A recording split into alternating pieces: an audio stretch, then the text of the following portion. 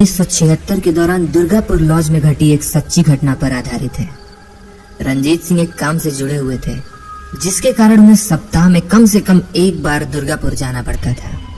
उनकी कंपनी ने दुर्गापुर में एक गेस्ट हाउस बुक कर रखा था जहां उनके लिए एक अलग से कमरा हमेशा बुक रहता। वो जितनी बार दुर्गापुर जाते उस गेस्ट हाउस के उसी कमरे में रुकते जिसकी खिड़की खोलने पर खोलने वाले का दिल दहल जाए।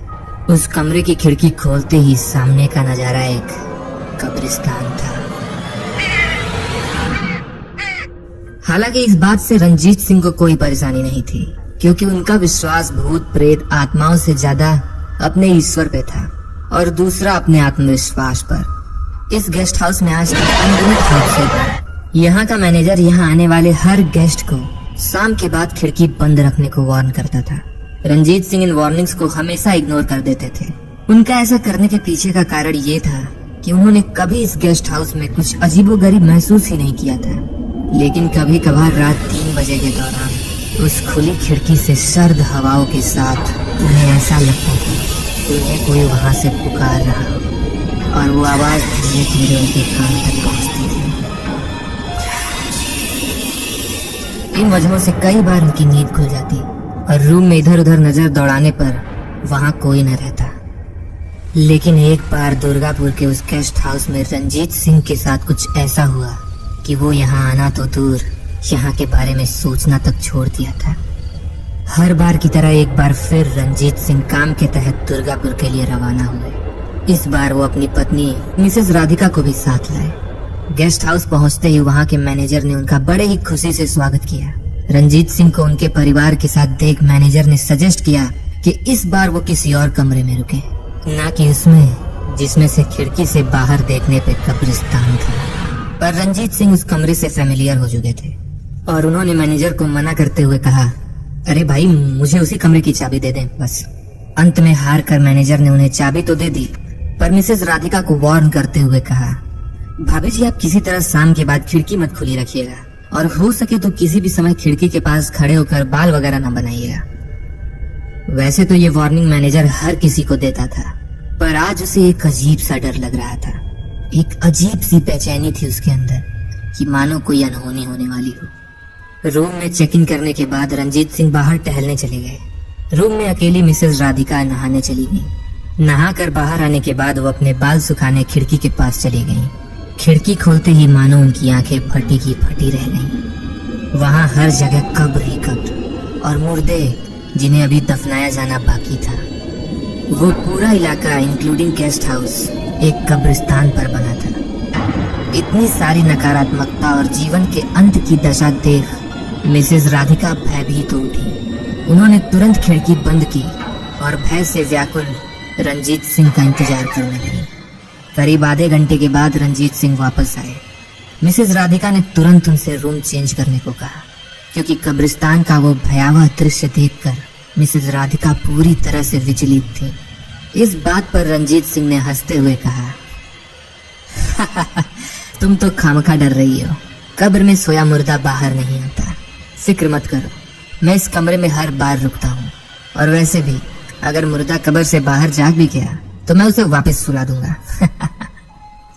मिसेस राधिका को रंजीत की ये बात पसंद नहीं आई। रंजीत बिल्कुल बहकी बहकी बातें कर रहे थे और बिल्कुल बदले हुए लग रहे थे। पर एक गलती जो रंजीत सिंह ने की थी वो ये थी कि उन्होंने कब्रिस्तान के मुर्दों का मजाक बनाने के साथ साथ वहां रह रही अदृश्य शक्तियों को चैलेंज किया था। पर मिसेस राधिका क्या करती, ना चाहते हुए भी उन्हें रंजीत सिंह की बात माननी पड़ी और उन्होंने रात इसी कमरे में बिताने का डिसीजन लिया।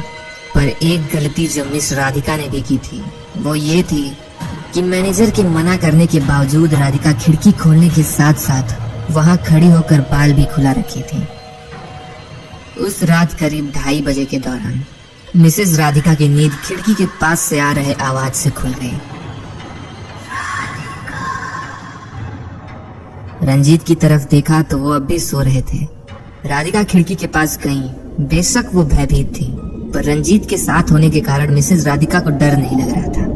खिड़की हल्की सी खुली थी जहां से सर्द हवाएं एक अजीब सी सिहरन लेकर आ रहे थे और बाहर कब्रिस्तान में पसरा बेजान सन्नाटा मिसेज राधिका ने थोड़ा खुला हुआ दरवाजा बंद किया और वापस मुड़ी। पर ये क्या? राधिका डर के मानो बर्फ की तरह जम गई। बिस्तर से रंजीत सिंह गायब थे और कमरे में उनका कोई अता पता नहीं था। और तो और कमरे का मेन डोर भी बंद था।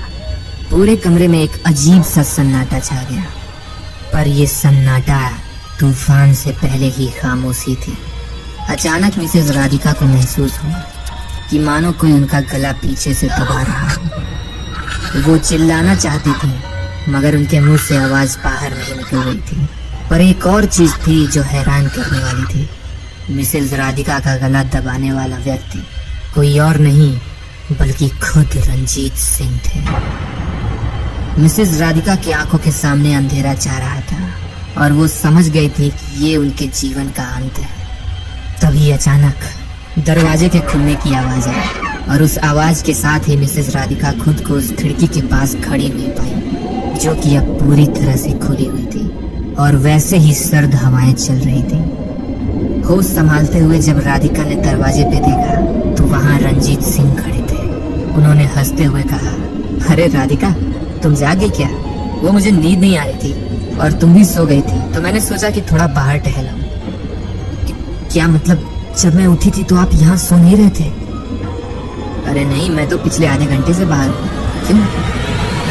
ये सुनते ही मिसेज राधिका के होश उड़ गए।